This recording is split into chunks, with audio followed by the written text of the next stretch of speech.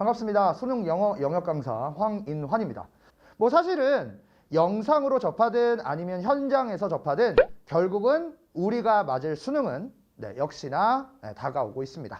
그만큼 마음가짐 이렇게 단단히 하시고 꼭 이 영상으로 많은 도움이 되시고 그리고 수능 영역을 정복하셨으면 좋겠습니다.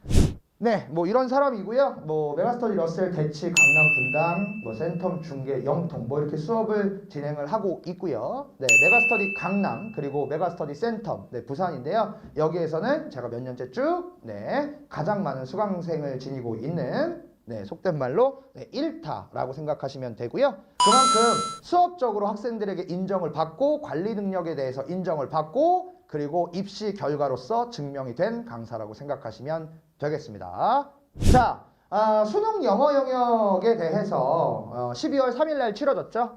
요 얘기를 안 할 수는 없을 것 같아요. 원래 올해 수능은 좀 어려워야 되는 수능이 맞았어요. 원래는 영어 영역에서는. 그런데 여러 가지 여파들 때문에 여러 가지 요소들 때문에 올해 수능을 뚜껑을 열어봤더니 그렇게 어려운 시험은 아니었다. 첫 번째 이유는요. 코로나 얘기를 안 할 수가 없겠죠. 코로나 사태로 인해서 수험생들에게 대한 배려가 조금 있었습니다. 고3들의 학력 수준이 어느 정도 좀 떨어져 있는 상태입니다. 코로나 때문에 학교도 잘 못 가고 이래서 그렇기 때문에 학생들을 배려하는 난이도 조정이 좀 있었다라는 말씀을 좀 드리고 싶고요. 그리고 2번 어휘 및 문장 구조에 대한 난이도가 평이하게 출제됐다라고 제가 여기다 썼는데요. 수능 영어 영역에서 문제를 어렵게 내는 방법은 크게 봤을 때 두 가지가 있습니다. 첫 번째, 어휘를 좀 어렵게 내는 겁니다. 학생들에게 조금 어려움을 주는 거죠. 표현을 좀 어렵게 하는 겁니다. 그렇죠? 그리고 두 번째는요. 표현은 좀 쉽게 내는데 소재나 해석을 조금 까다롭게 하는 방법. 이제 그런 방법이 있는데요. 요즘은 어휘는 좀 무난하게 그리고 학생들도 쉽게 접근을 할 수 있고 그리고 이렇게 어렵지 않게 출제를 해 나가고 있는 것이 요즘 평가원의 기조인데요. 요즘 몇 년 전부터 그 기조를 계속 지키고 있었습니다. 그리고 공유 서비스라든지 재택 온라인 업무와 같은 조금은 친숙한 소재들이 올해 핫 이슈 문제로 출제들이 됐습니다. 코로나 여파를 겪고 있는 수험생들에게 있는 지금 현실적인 부분들을 소재에 내므로써 소재에 대한 친숙감도 줬기 때문에 학생들이 이 문제를 맞추던 아니면 이 문제를 틀리던 조금은 자신감 있게 문제를 접근할 수 있었던 수능 영어 영역 2021학년도이지 않았을까라는 생각이 좀 듭니다. 이거 상당히 중요한 부분인데요. 제가 요거만 좀 크게 좀 썼죠. 사실은 전통의 강자였던 빈칸 문제보다는 순서 문제 두 문제와 삽입 문제 두 문제가 상당히 어렵게 출제되고 있었던 것이 사실입니다. 올해 수능의 가장 큰 특징은요. 순서 삽입 문제가 상당히 좀 쉽고 평이하게 출제됐었다라는 것이 확인이 됩니다. 전통의 강호였던 그리고 요즘은 조금은 순삽보다는 쉽게 출제가 되고 있었던 빈칸 비연계, 연계 문제가 아닙니다. 연계 문제는 31번, 32번이고요. 비연계 문제 33번과 34번이 난이도가 다시 상승된 것이 확인이 됐습니다. 이게 올해의 수능 영어 영역의 오답률 베스트 10입니다. 1위가 34번이죠. 그렇죠? 전통의 강호입니다. 그런데 몇 개월 전에 시험을 본 6월 모의고사, 6월 모의고사 상당히 중요하거든요. 6월 모의고사 때는요, 7위를 차지했었어요. 1, 2, 3위에 들지 못했었다는 얘기죠. 그런데 바로 직전에 6월 모의고사 다음에 본 바로 9월 모의고사에서는 2위로 뛰었습니다. 그죠? 2위를 뛰었거든요. 34번 문제가. 그런데 막상 수능 뚜껑을 열어봤더니 오답률 1위가 됐다라는 거.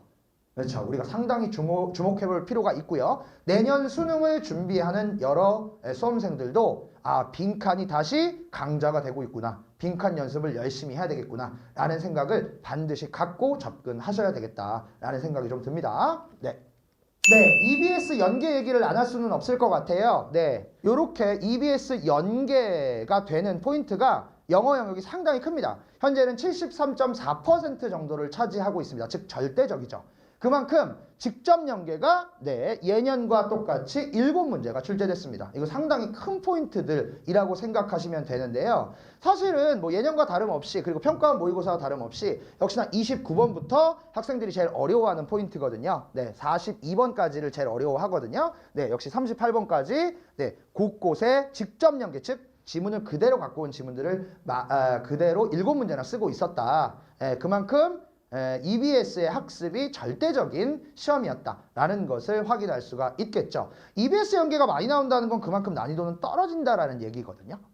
그만큼 7문제나 출제됐었기 때문에 학생들이 이 이유 때문이라도 시험을 좀 잘 본 이유일 수도 있을 것 같습니다. 자, 그런데 저는 오히려 조금 더 강조를 좀 드리고 싶은데 수능은 단어 그리고 해석을 물어보는 시험이 아니다. 논리를 물어보는 것이고 그리고 글을 볼 수 있는 능력을 물어보는 것이다. 라는 것을 매일매일 학생들에게 이야기를 하거든요. 그리고 강조를 합니다. 그 중에 대표 주제가 바로 수능은 좋아하는 소재가 따로 있다. 3대 소재다. 라는 것인데 올해 수능에서도 4문제나 출제됐었다라는 것을 확인할 수가 있었습니다. 요걸 확인하고 학생들이 상당히 저한테 감사하다라는 문자나 전화가 많이 왔는데요. 역시나 수능을 보는 눈이 따로 있어야 합니다. 2022학년도 수능 영어 영역을 우리가 진단을 안 할 수는 없겠죠. 예측을 좀 해봐야 되는데요. 자연스럽게 난이도가 확실히 증가할 확률이 높습니다.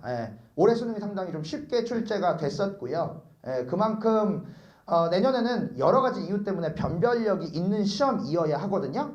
그렇기 때문에 난이도가 증가할 확률이 상당히 높아요.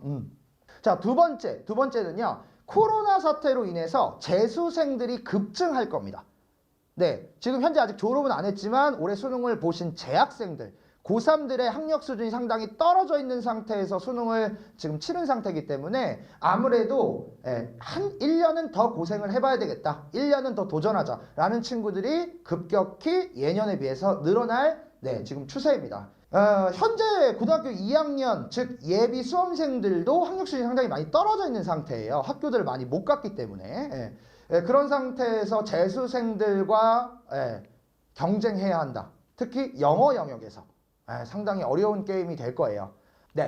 세 번째 이유는요. 연계율이 조금 떨어져요.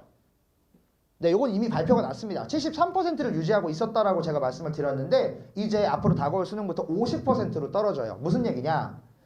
직접 연계가 7문제에서 이제는 직접 연계가 4문제에서 5문제가 출제될 것으로 예상이 됩니다. 그만큼 연계가 아닌 생판 처음 보는 지문, 즉 비연계 지문이 증가한다라는 얘기죠.